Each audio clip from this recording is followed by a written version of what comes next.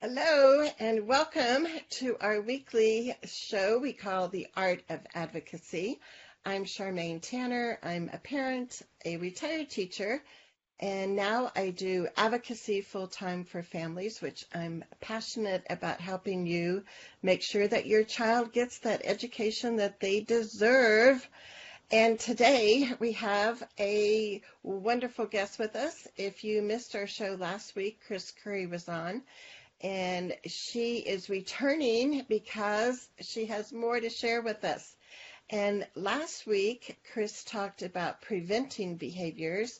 Today, she's going to be talking about getting a better understanding of our kids' behaviors and how we can help teachers and ourselves learn to teach new behaviors so our kids still get their needs met, but in appropriate ways. So Chris Curry happens to live in Idaho, but she works with families around the country, so she can virtually be there to help families and schools problem solve things. She got her master's degree in special ed from University of Kansas, Chris? Yes. Yes. Kansas University. Yes. And she has been active in different organizations like Families Together in Kansas and also Families Together for People with Disabilities in the state of Washington. So she has a wealth of experience and expertise to draw from. I've asked Chris if she can give us a short synopsis of what she covered last week when she talked about preventing behavior, and then we'll get into our new topic. So welcome again, Chris. Thank you. It's great to be here again. Was so much fun last time. It's first time on the Blue Jean and live on Facebook. So yes, this is a lot of fun. I'm going to try to share my screen so I can go over some of the things we talked about last time. And just a little bit more. I'm going to go back. Now, is that sharing okay? Do you see it Yes. up there? Yeah, Right, so I see you. See that? I'm going to kind of move you out of, whoops. Did I lose it? Nope. Yeah, I don't see your slide right now. There we go. There you are. So some of the things we talked about last time, and I can give you a brief stuff about me, is I do have a website, Chris Curry Consulting. Please go to that to get more information about what I do and also to join the Chris Curry Club if you have someone you'd like to call and talk to. And I'm not going to try to find those slides because I don't think I would be very good at it. But last time we covered the problems with preventing a behavior problem. And I'm going to see if I can pull those up again. Let's see. And so this was just like down and dirty. If you really want to just take care of a problem quickly, then you're going to just try a simple behavior plan. So you're going to find out where the child has difficulty, looking at all the areas they have difficulty with, analyzing what's going on with the child, and then develop strategies that are in place prior to any behavior happening. So that's the whole point of prevention. It's what you do first. It's before you even think about, oh, what can I do to solve this behavior problem? You think, what can I change in me? What can I do differently? How can I change the classroom, the environment, to eliminate the need for the child to use the behavior that I don't want him to use? So if a child yells out in class all the time and you don't want him to do that, one of the things you can do is make sure that you call on that child prior to asking questions to the whole class so that that child gets a chance to talk and they don't have to yell out. Those are just simple things that you can do to eliminate a behavior. But now we talk about what if that doesn't work, and what if just changing what you're doing doesn't really help and you have a serious behavior problem that you need to eliminate. So here are the questions. We're going to go through these again because before you start any plan, you have to decide, is it worth the time and effort to address the behavior problem? So if you have a child who screams very loud and disrupts an entire class and an entire school, you will want to take care of that problem. And you're going to want to put a lot of time and effort into making sure that problem goes away, because that's going to be a problem that everyone agrees is a problem. The child screams a piercing scream every time he's asked to do something he doesn't want to do. So when everyone says it's a problem, not just you can't be the one that says, oh, I just don't like that happening in my classroom. We don't allow that. Or the way I like to parent is to have children get right up in the morning and get dressed quickly. And everyone else goes, I'm okay if he takes his time and he diddles around and has his breakfast first, watches a little TV, as long as he does get dressed and go. Well, you don't like that. Then you have to say that you see it as a problem, but everybody else doesn't. So you want to reevaluate. Is that really a behavior problem? Is it as bad as it seems is a huge one for data collection. You have to take data on any behavior before you decide to change it. Because as with the screaming, and I used this example before, if a child screams 4 or 5 times a day, that's a problem. If they scream once a month, it's not a problem. It's not as bad as it seems. It just seems really bad to you because you really don't like that. This one, however, is if you have a child who has a behavior that limits the places the child can go, you have to change it, because you never want to limit the places a child can go. So if you have a child that's a runner, running usually limits where you can go. You can't get out of the car and be left for a second because you dash off and go somewhere else. You can't go to church because you run out of the church.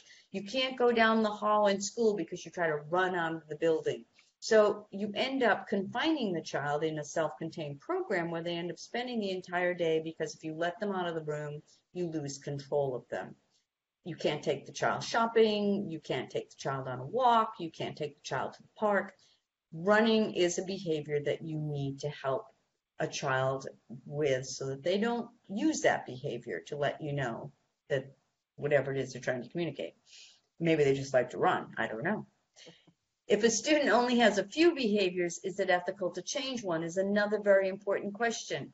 If a child can only bang his hand to get attention or tell you that he's upset, and you say, well, I don't want him banging on things. No, you can't. That's his one behavior. So until you teach him some other behaviors to use to communicate the same thing, you can't take that behavior away. And we often try to take behaviors away from a child when they only have 1 or 2 that they can use to communicate. And we can't do that. That's just unethical.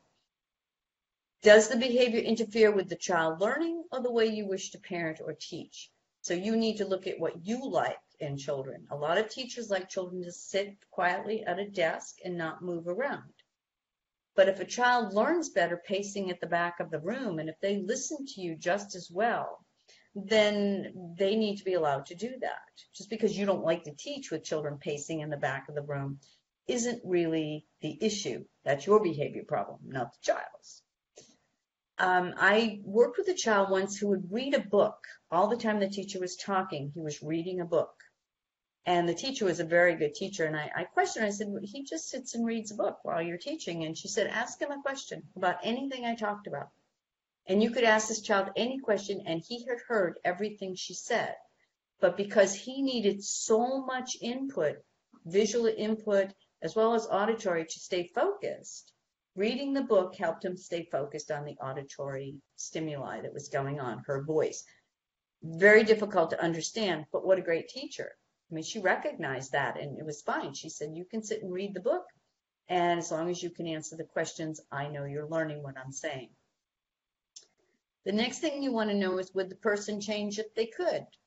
And that's a problem we have with husbands more than children, I think, that they really wouldn't want to change. If they could change, they just like the way it is. So asking them to load the dishwasher in a different way because you don't like the way they load the dishwasher, a common problem with families, they're not going to change that because you know what?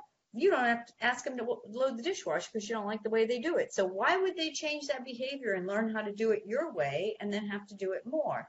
So we have to really look at a child and go, would they change if they could? If it was possible for them to do a different behavior, or do they just like the behavior that they have? Are they really invested in the way they're doing it? And if they wouldn't change if they could, you're going to have to really do some rethinking again as to what you can do to negotiate what you want from that person versus what they're giving you.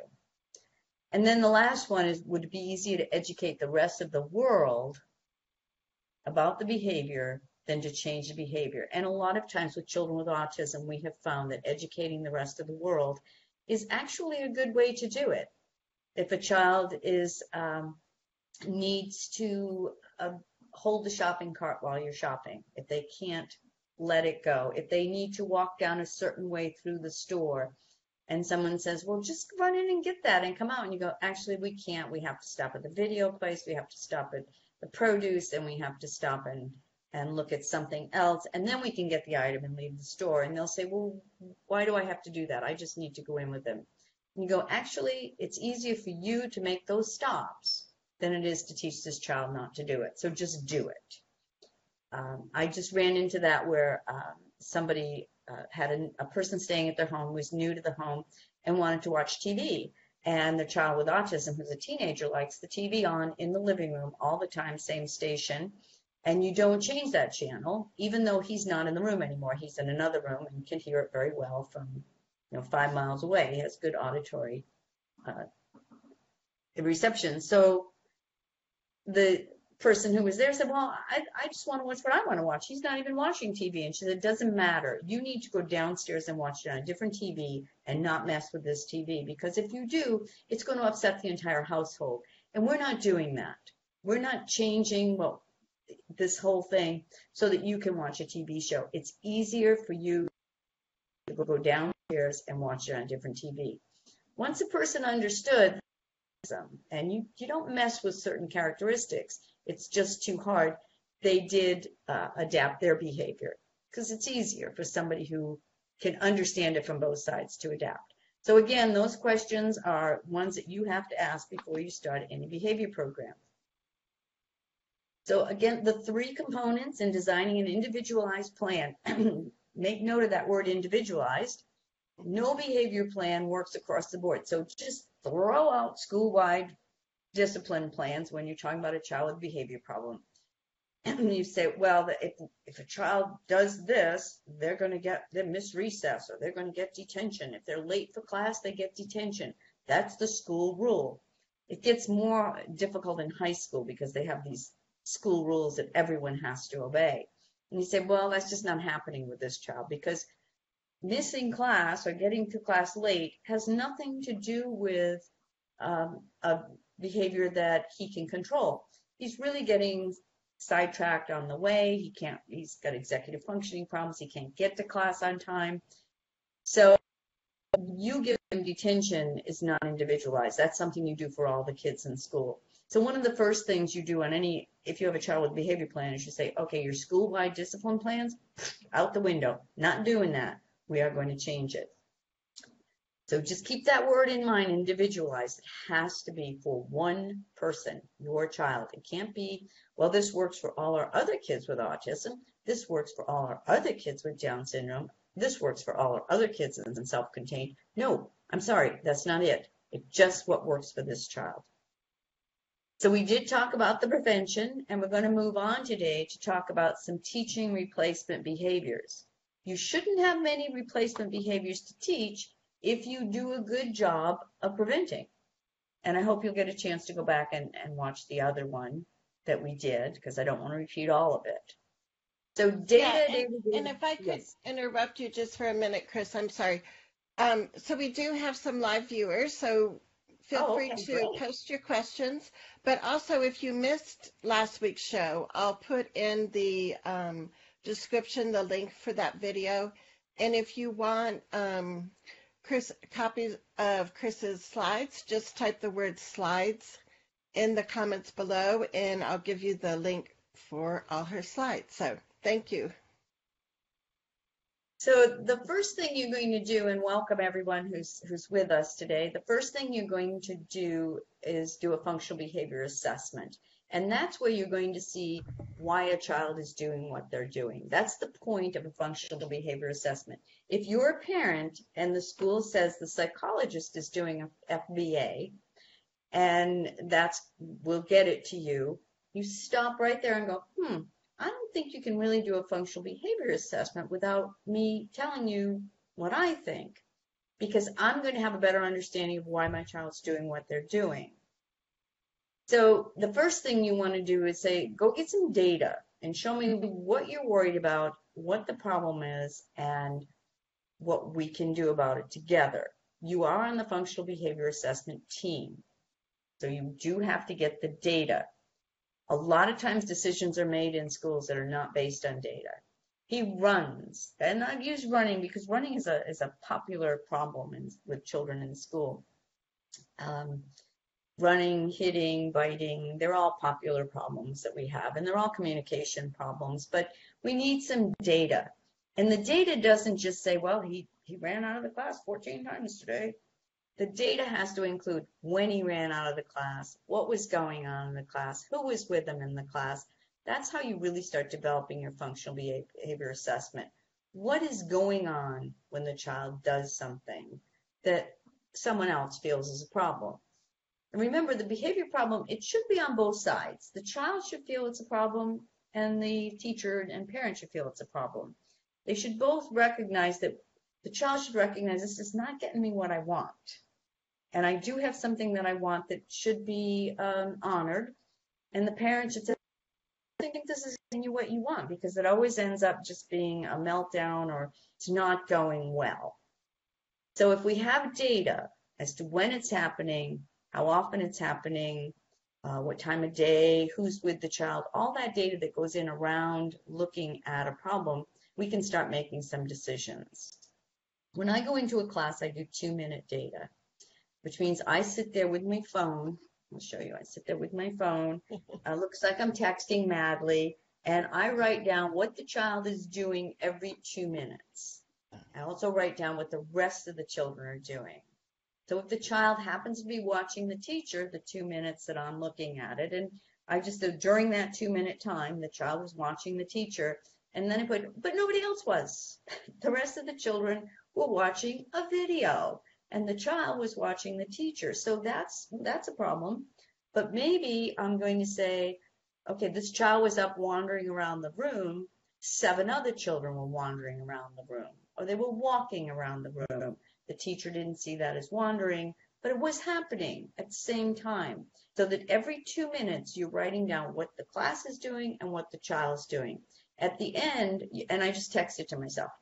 So at the end, you go print that off, and you have a really good picture of what's going on during that day. It's one of the best data forms that I use is the phone and just texting it, because you can do it very quickly. You can add little comments in. You can get it all there. You don't need a paper pencil. You don't need a clipboard. Just have your little phone walking around and doing it. It's very easy to do. So, Chris, Anyone can take that data. Yeah, a question about that. So if you're doing that in 2-minute segments, then typically how long of an observation are you doing in one time that you're visiting the school? Well, usually I do it all day. Okay. So and by the end of the day, I'm probably not being as my integrity of the 2 minutes falls apart. But when I get started and I'm in a classroom setting, I just sit in the back of the room and do it every 2 minutes, as long as I can possibly be in that classroom. And then when the child goes down the hall, I do it. And like I said, by the end of the day, or if I run into a situation where it's just so bizarre, I was in one situation where it was a music class, and all the children were singing except the child I was observing. She was over banging on the piano in the back of the room, and nobody seemed to care. And I thought, this is so wrong that I'm not even going to take data on it. I mean, this child should be sitting down with everyone else and singing. But the child was just allowed to do whatever she wanted to do. And the teacher was very disrespectful to that child and her disability to say, well, you're so disabled, you can't sing with the kids, so we're just going to make you just go live your life over here. And so I didn't take 2-minute data on that. I just wrote down, oh my gosh, this is bad. Because there was no reason the child like me, she could have done it. If nobody asked you to, and you see all these fun things to go play with, well, of course you're going to do that. Any child would. So when you're going to change things, and this is the prevention, don't forget that you can change the physical setting, the task demands, the curriculum, the instructional pace, or the reinforcer. Now, you can change anything you want to change once you have an individual IEP. You can do things very differently, and you have to be creative. So I have a young man who has extreme executive functioning issues right now, cannot do assignments, cannot do them. You can sit down when you put the paper and the pencil in front of him and say, okay, write your name on the paper, and it's just like, it doesn't happen. It doesn't happen. He can tell you a million reasons why it didn't happen, but it doesn't happen. So the school is like, well, we'll do the typical accommodations. We'll cut the assignments down. We'll allow him to work at his own pace. They put all these things in place. But the problem is, he couldn't get off the mark. He has executive functioning disorder. He can't start. You can give him one problem. He can't start. You can give him 20. He can't start. So I said, you need to be creative. Take him for a walk down the hall. Get him a Coke, Pepsi, either one, doesn't matter. Walk down the hall and have a conversation about the things that were on the assignment. And if it was English and you were studying Hamlet, ask him, can you spell Hamlet? That'd be first. And what was what happened? And who was Hamlet? And did you like that? And do you know anything about Shakespeare? And then just have a conversation with him because he loves to talk. That's changing everything. The physical setting, the task demands, the curriculum stayed the same. They were all studying Hamlet. The instructional pace was very different. He just had to listen. And the reinforcer was given to him while he was doing it. You're walking down the hall with another teacher or the teacher that was teaching the class, and you were drinking a Pepsi. That's really a different way of assessing a child's knowledge. And you would have thought that I had said to them, I want you to build a new school building and have all this tech brought in and do something phenomenal, set them up on the moon to do it. No, to me, it was like such an easy solution to a child who loved to chat, but couldn't get off the mark. So you have to be that creative, and you can't say, well, we require all the children to do, how will we grade him? I said, you just grade him on, does he know it or not? I mean, you asked him the questions, could he answer them? You don't need much more than that. You go back to the teacher and say, he knows this, pass him, he knows it. And and the important thing about knowing about Hamlet, what is important about that? Well, if you ever go to a party and they're serving really nice martinis and someone says, hey, did you go see Hamlet in New York City? Did you see the play? And you went to see it, you're going to be able to talk about the play and have some understanding of how that play relates to the original Shakespeare. It's like, wow, that would be the reason to know this material. There's no other reason to know it, except that you can talk about it and look reasonably intelligent at some other time in your life. So trying to convince people of that is a little tricky. Trying to go into an IEP meeting and say, we're tossing out all the ways that you measure a child, and we're going to bring in all these different ways of doing it, and you're just going to accept that and calm down and relax and go, that's a pretty good idea, let's try it, is very difficult. So that's why I go to IEPs, and that's why you go to IEPs, so you can sit there and say, let's try something different. So let's talk about teaching some new skills that you might not have thought of as new skills to teach. You're not going to teach a child. Teaching a child a new skill is not teaching a child to sit in a chair when he wanders around. That's not a new skill. That child knows how to sit in a chair. If you had to, sit them down to have lunch, they know how to sit down. They have that skill. They're just not doing it at the time you want them to. And the reason they're not doing it at the time you want them to is because these are the skills they probably don't have. They probably don't have good communication skills. And we should do one on that. We should do a meeting just talking about improving communication. Bring in a speech therapist or somebody who does pragmatic language, someone who really understands communication. So if your child communicates by standing up and leaving the room, that's his communication. You can't, unethical to take that away. That's how we let you know, whew, done here. This is way too stressful. Gotta go. So teaching him to sit in his chair for 50 minutes is not the skill we're talking about. The skills we want to teach him are okay, maybe we would prefer before he get up and left the room, he just raised his hand and said, I'm leaving the room. And you could go, all right, where are you going? Because that's the important thing you need to know when he leaves the room. Not that he's leaving, not that he's why you're stressed out, not the time to talk about that, but where are you going if you're leaving the room?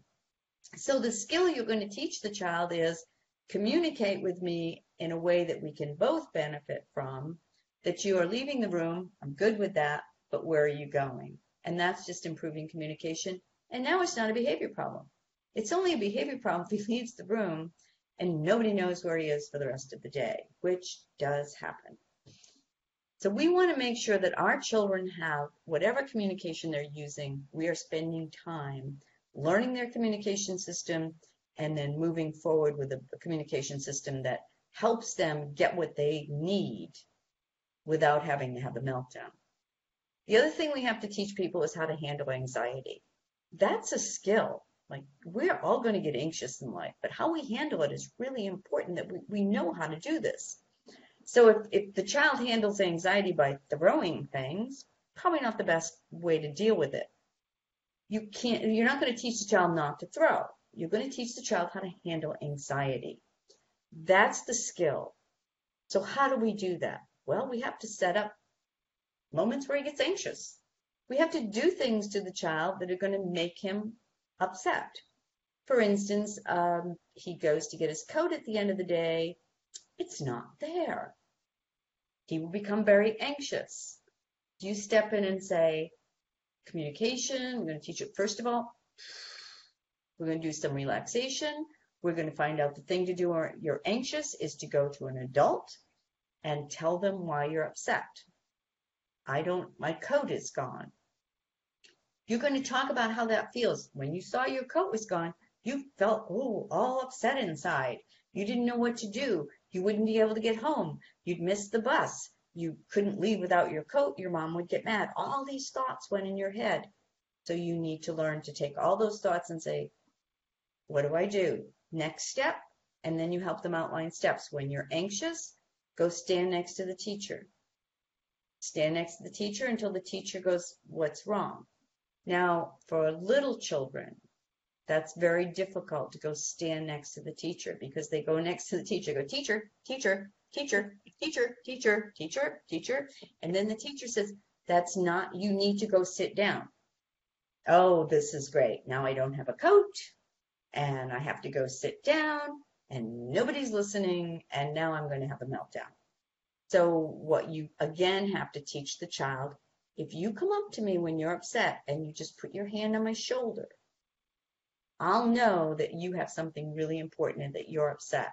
And if you get really more upset because I can't turn, you can squeeze my shoulder as hard as you want. Because I will turn and say, do you have a problem? Is something wrong? My coat's not in the coat room.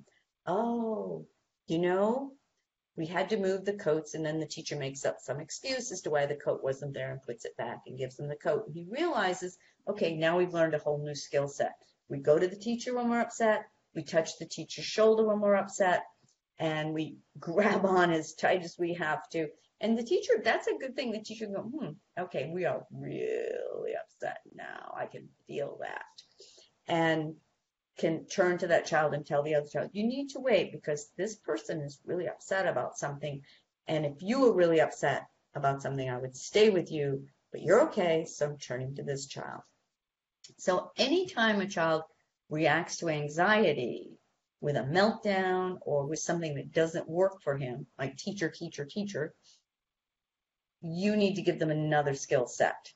Not to go sit down, not a skill set that doesn't resolve the issue. It needs to be a skill set that will help you help him. We need to teach children to cope with frustration. All children need to learn to cope with frustration. That's an important skill. We are going to get frustrated. We're all going to get stuck in traffic. We're all going to be late to a meeting because the guy put the sign up that said stop right when your car got up to the construction area.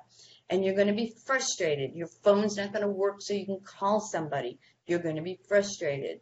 And today, when we were trying to get on today, the sound didn't work. And I watched Charmaine get frustrated with the sound. But she did exactly the right thing. She called somebody who said, you need to press this button, and she did, and everything was fine. She didn't just start to cry. She didn't throw her computer. She didn't have a meltdown. I thought she might have gone there, but she didn't. She was really contained it and said, I'm going to get help. I'm going to get help, which is the best way. But what if you can't get help? What if the person didn't answer the phone? You have to be able to let things go. Sometimes you get frustrated and you go, well, it's just not going to work today. Sorry about that. And then you can walk away without feeling guilty. That's a great skill to learn because we all get frustrated. We all end up trying to fix something we can't fix. We don't go for help. And then we just sit there being upset inside and feeling bad about ourselves. We become awful people because we couldn't fix it.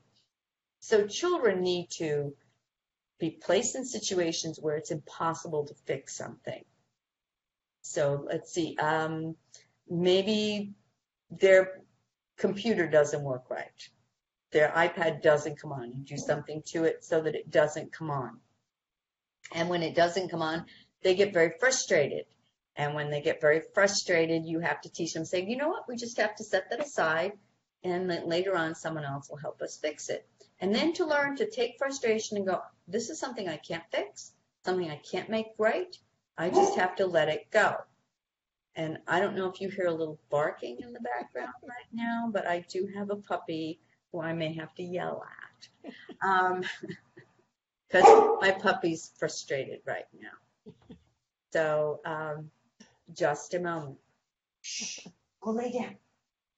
And that is, from then on, you're going to see she's not good with dogs. So the next thing is anger management. We have to teach children to manage their anger. We don't want children that pick up desks and throw them across the room. Some kids need to call their moms on a cell phone when they're upset. They just need to call their mom. And that is for schools. Oh, we do not allow cell phones in the school. They cannot have their cell phone going in the school. They may not have their cell phone. They just want to call their mom.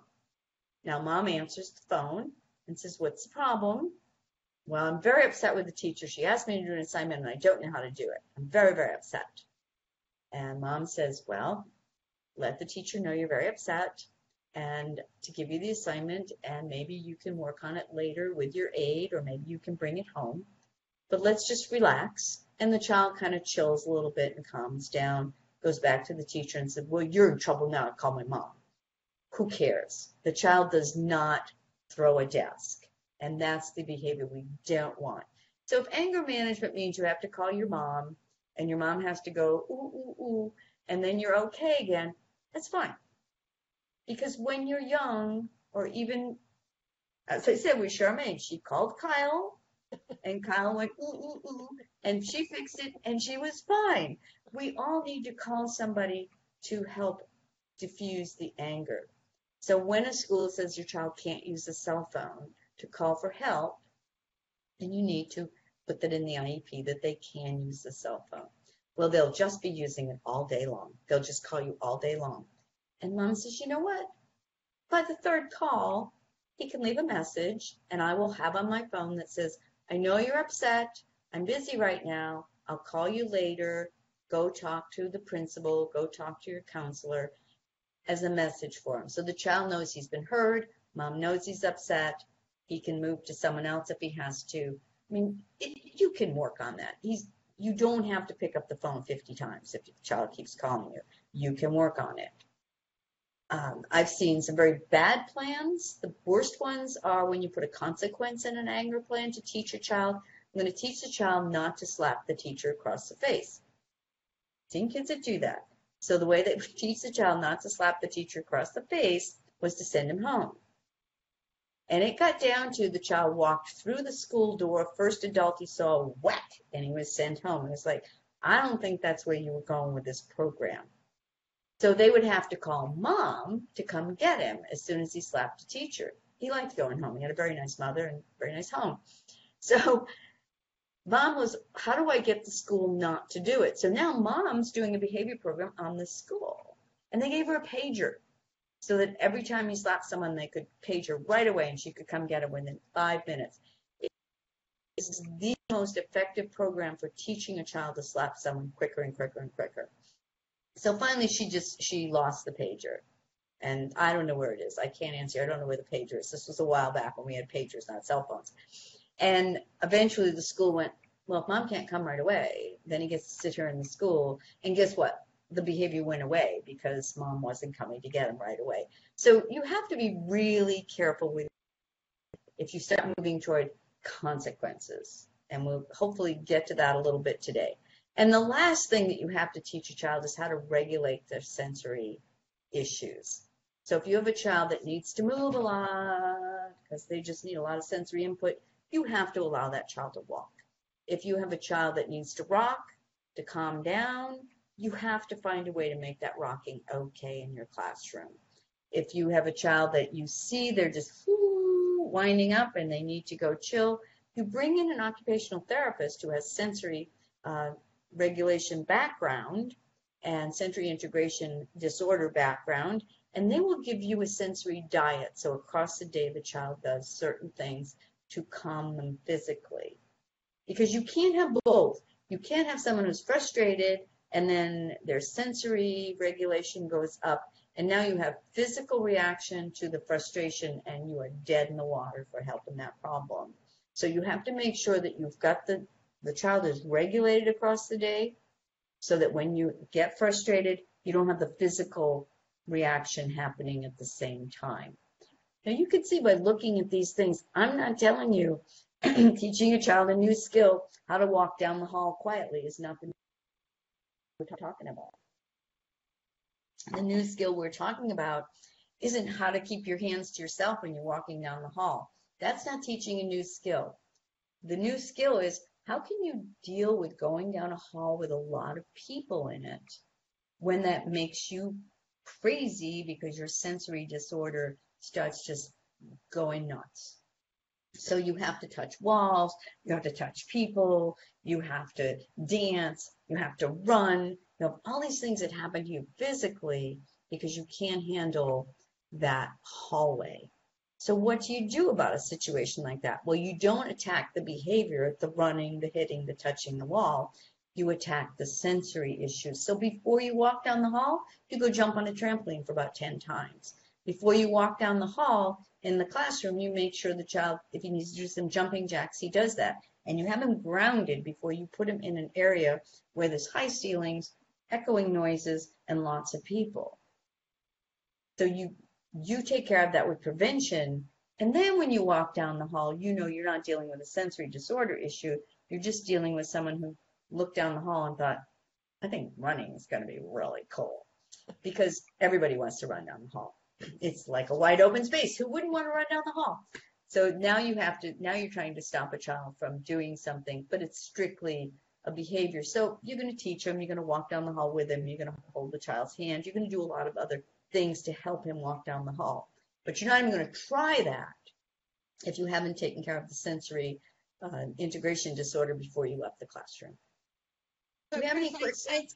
So Chris, if I can interrupt you for a minute. So I just, had this aha moment when you were talking about that, because I think when we look at most behavior intervention plans and they have the prevention activities and then they have the new, I forget, behaviors they're going to teach or whatever, however that section is titled.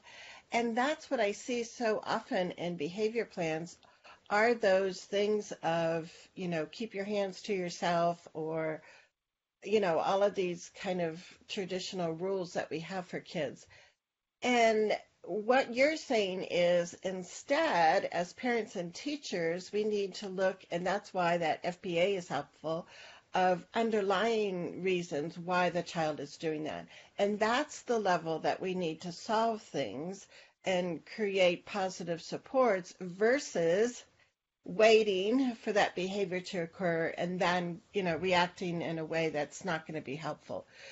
So I just think what you said is like such a golden nugget for all of us that that in itself could make such a huge difference for how kids are treated respectfully in classrooms. think we forget to normalize behaviors. And when I work with teachers, I always say, now let's talk about when you left home this morning. How many times did you have to go back to your home? Like, how many times do you go back to make sure you turn the coffee pot off? Oh, you forgot your phone. You forgot your lunch. And then you'll have teachers that they've gone back twice, 3 times. And I said, the reason you do that is because you don't want to leave your home. You don't want to transition. So in order to avoid transitioning, your brain lets you forget a lot of things. So you can keep going back and touching base again. Whoop, touch base, touch base. And then finally, you're okay, you're ready to move forward, but you have to go through this little ritual. People will lose it, and then people go, whoa. I said, so why would you expect a child who can't really visualize what's going to happen in the next classroom? Why would you expect them to be able to move easily from one activity to another without coming back and doing a lot of ritualistic behavior? So we all have to look at that. And then another thing I tell people to look at, when you're upset, what do you lose? And I always lose my car keys. This is how I know, ooh, you're having a hard day today. You don't even know it. You don't even think about it. But when you go to get your car keys, where'd they go? I can't find them. Or you lose your purse, which I lost my purse the other night. I was having a bad day, lost my purse. I had everybody in the house looking for my purse, calling places, where did I leave my purse? Well, it had slipped down in a place where it was very obvious if I thought about it. I woke up at 2 a.m. I said, I know where that is, because I finally relaxed and could find it. But it was a very tense day. I had a lot of people over, and my anxiety was up. And then I did something. My body said, you are overwhelmed, and so I'm going to take care of that. I'm going to give you something stupid to be overwhelmed about. And you're going to put all your energy in that, and then you're going to regulate, which is exactly what happened. So you have to normalize these behaviors that you see in children. You can't say, oh, this is a terrible behavior this child has, and then turn around and in some way you do exactly the same thing. And the more we can do that, the more we can identify with, this is what I do when I'm anxious, this is what I do when I'm frustrated, this is what I do when I'm upset.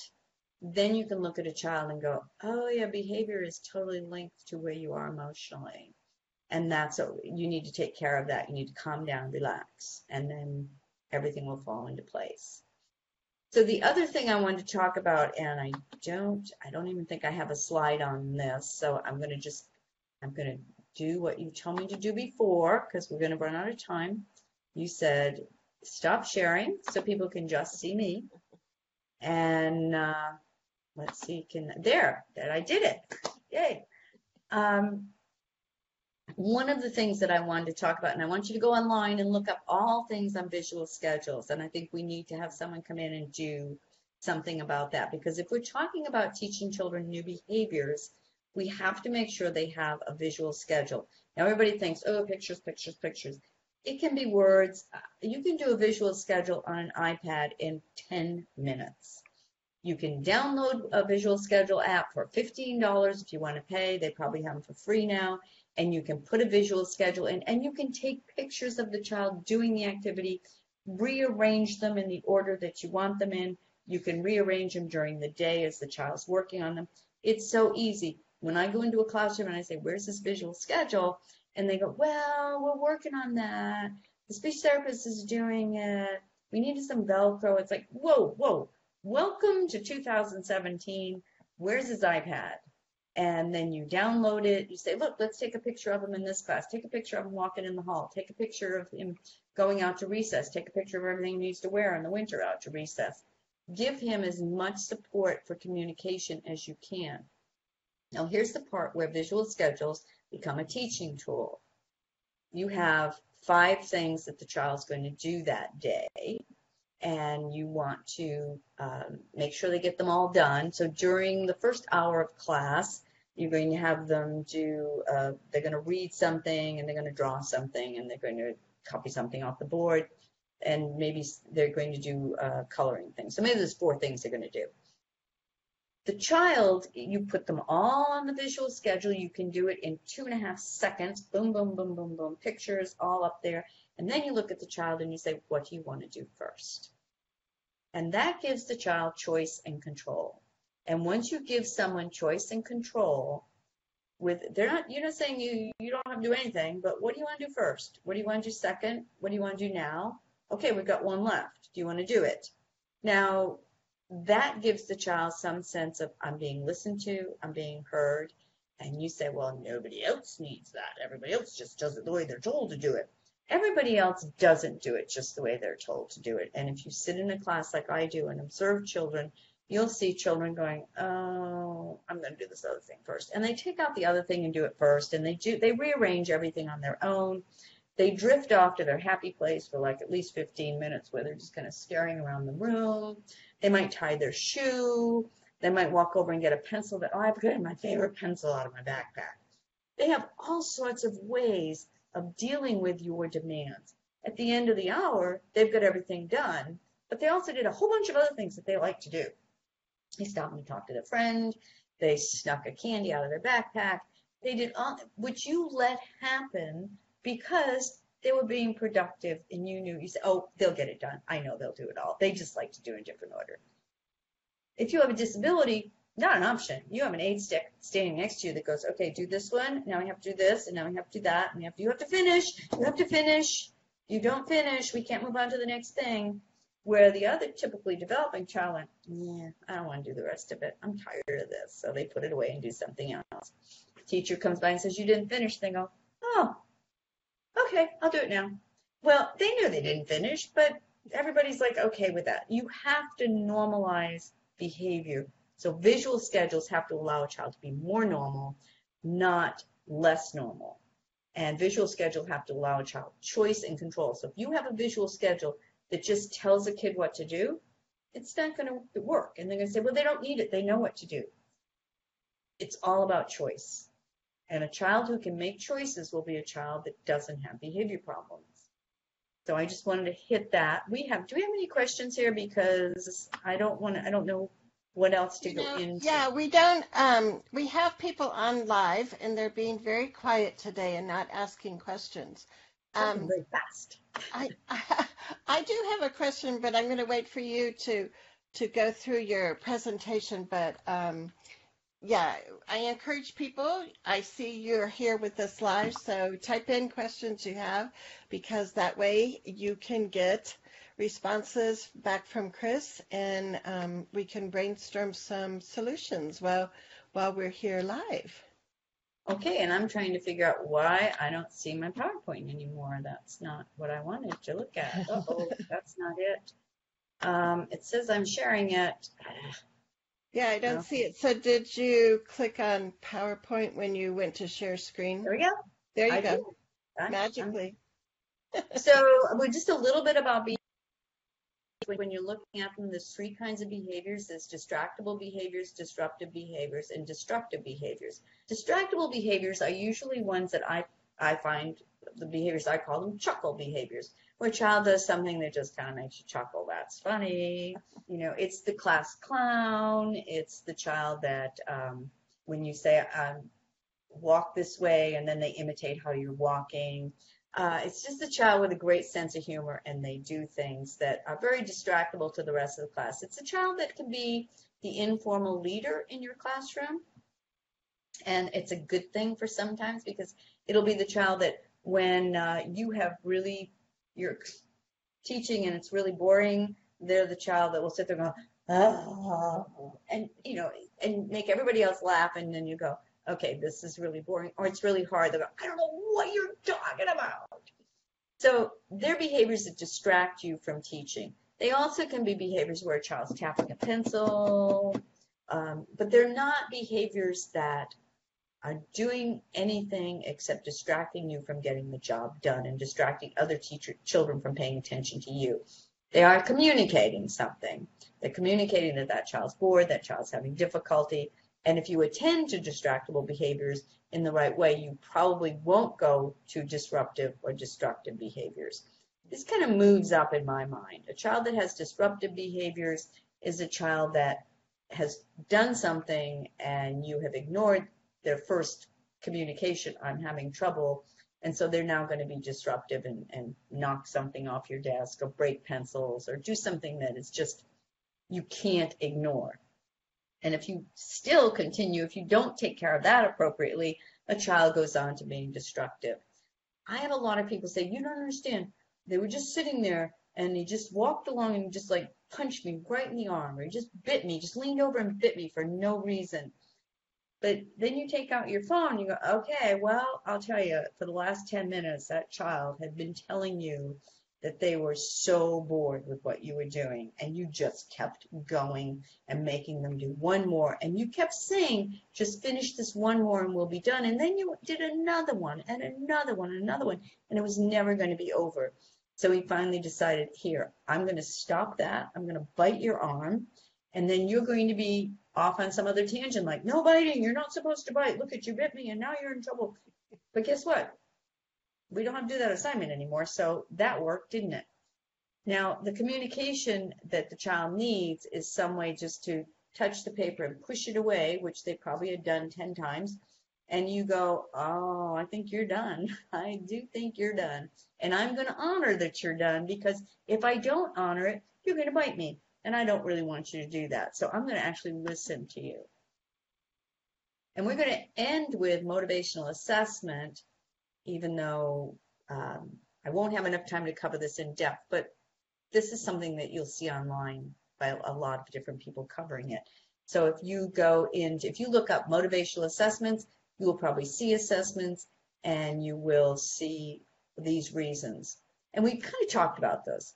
So the reasons why people do what they do. The most common reason people do things that are wrong, we all, that's not right, you shouldn't do that, is to get some sensory gratification. So they're either trying to regulate themselves and get rid of some overload, so they're going to regulate themselves and they do something to do that, or they're just not getting enough sensory input and they act out to get more sensory input on something, or they're overwhelmed. Usually, there's something going on internally or externally that makes a person change their behavior from being calm and cooperative to being very difficult to be around. So we always want to look at that first. It's the frustration, the anxiety, all that. Look at that first. Communication. Don't even go anywhere until you know that's okay. The other reason people do things that they shouldn't do, or we don't particularly approve of, is they're trying to get out of doing something. And we all do that. And sometimes escape behaviors are very nice. If you're trying to not get a traffic ticket after the policeman has stopped you, you're usually quite nice about it, and you chat and you compliment them, and you find any way you just make up excuses that are total lies, and you just hope that somehow that policeman's going to look at you and say, oh, she looks like my mom, and he's not going to give you a ticket. I mean, you're hoping for that. But you're using all these very nice behaviors to get out of doing something. And that's very common for children with autism who the activity is very difficult for them. And they have speech and they have communication, but their communication isn't being used well. I have communication to a policeman, and I could say, you're absolutely right, I was speeding and you should give me a ticket. I'm not going to use that communication. I'm going to go, what? And I can't believe that. But you're kidding. It must be this car. It was just, I think my speedometer is broken. You can use all sorts of things to escape the consequence that you're going to get if he looks at you and goes, you were speeding, I'm giving you a ticket. So children who are high functioning with autism or other disabilities will use that same type of communication. It doesn't help. It doesn't do you any good. You can't move on to, you really need to slow down. You're driving too fast.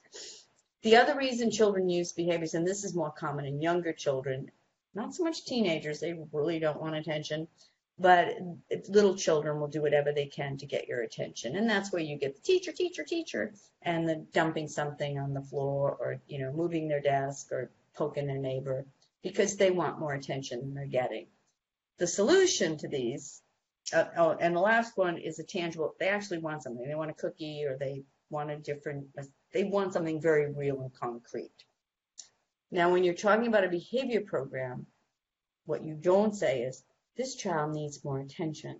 So what I'm going to do is, unless he's good, I'm not going to give him any attention. Because that's not going to work. If a child needs more attention, it's like a child they're thirsty, they need to drink water. So what you do is you give them more attention, and the problem should go away.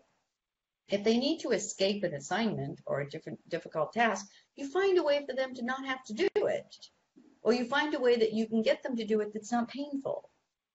And then they'll be fine. So when you look at why a child's doing something, it doesn't mean, now that I know you want attention, I'm not going to give it to you. Now that I know that your sensory integration disorder is just going ballistic, I'm going to put you with a lot of people till you just get used to it. Or now that I know that you want to use this fancy pencil to do your assignment, I'm going to throw that away. That's not what you see. It even sounds mean when I say it, but that's how behavior programs are built. They build them that way. Like, we take away what a child needs until they change their behavior, and then we'll give it to them. It makes no sense. You should give it to them, and then the behavior will change. And so, Charmaine, what's your take on that? Because I'm sure you run into the same thing a lot.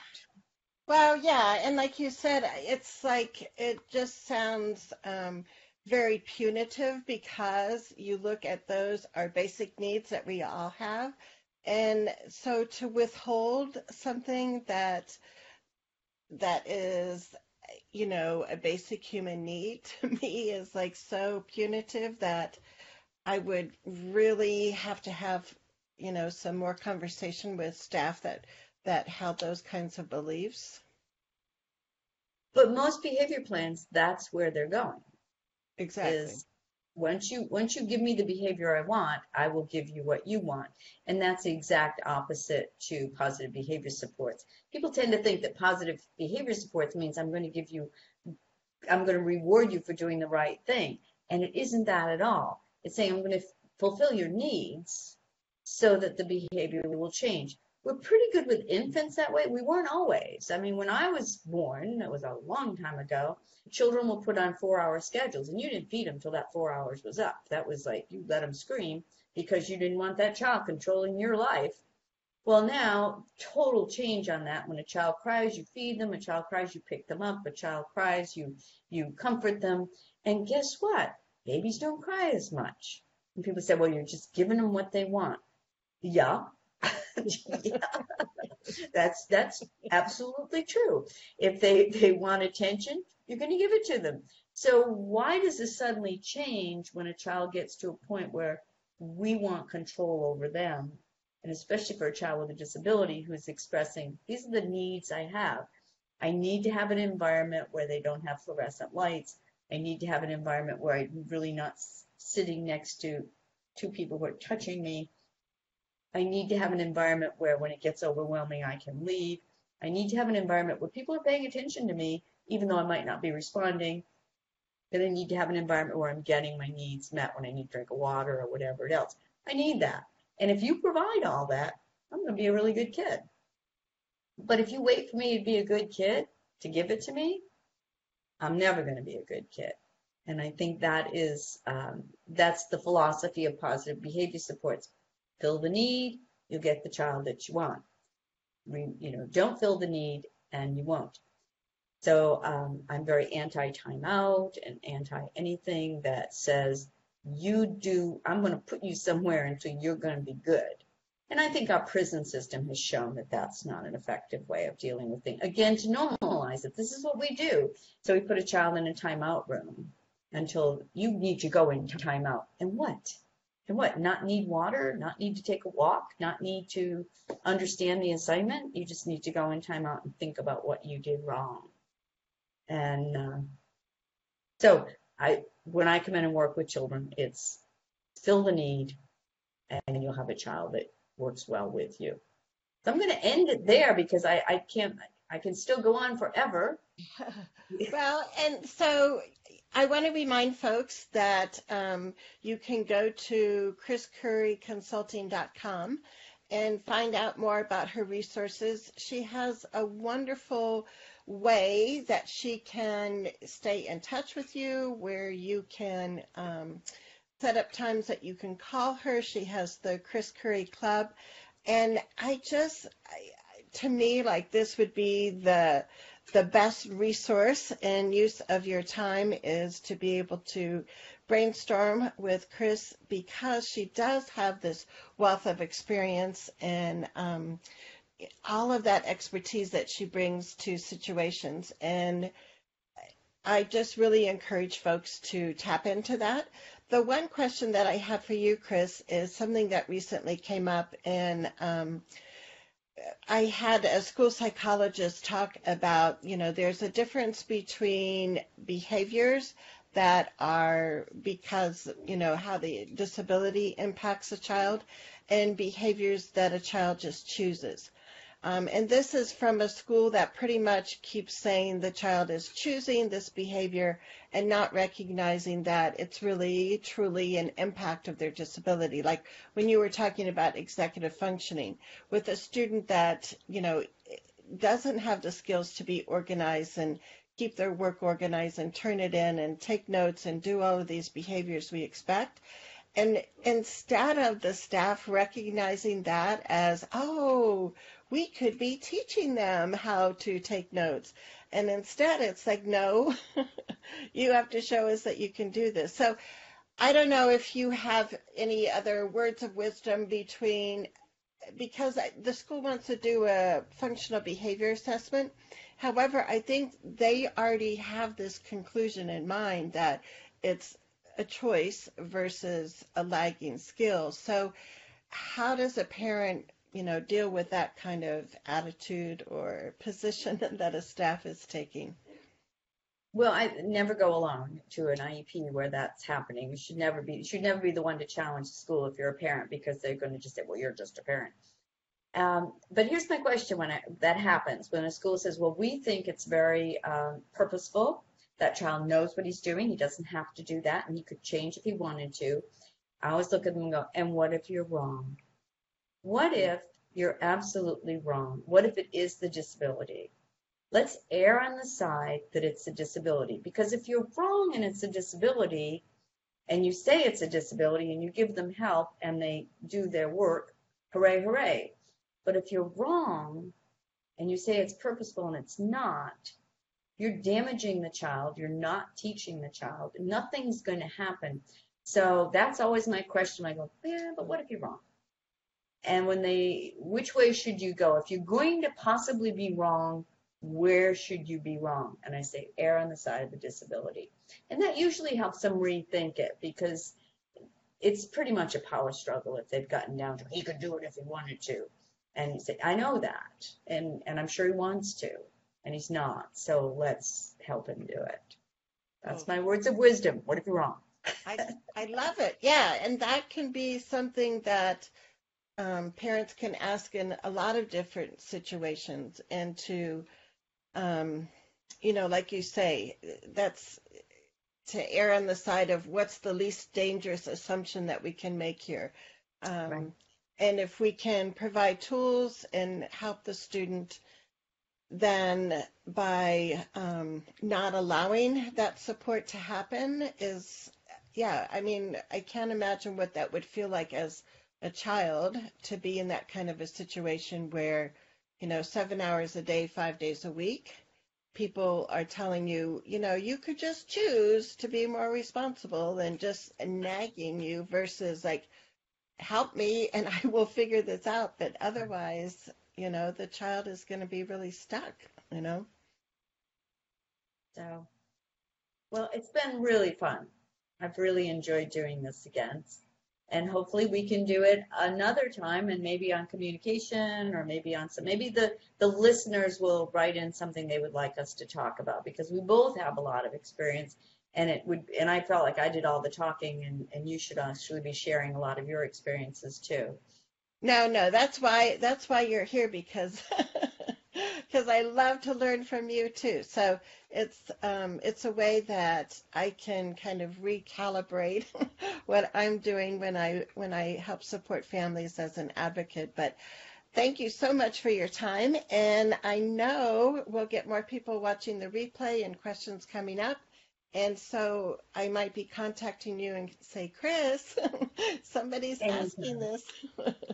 Anytime. And do call me if people have questions. I think my phone number is, it's on those sheets that you're giving people. So Right. Sounds great. Okay. Okie dokie. Well, thank you so much, Chris. Have a great rest of your day. Next Thursday is Thanksgiving, so I won't be doing a live show for Thanksgiving. But the week after that, we'll be back at our usual noon time, Mountain Time, and I'll be letting people know what our topic will be for that week after Thanksgiving. But until then, everybody have a wonderful weekend. Take time for your family, do things that are enjoyable, and make some happy memories. And we shall see everybody again. So take care. Thank you. Bye-bye.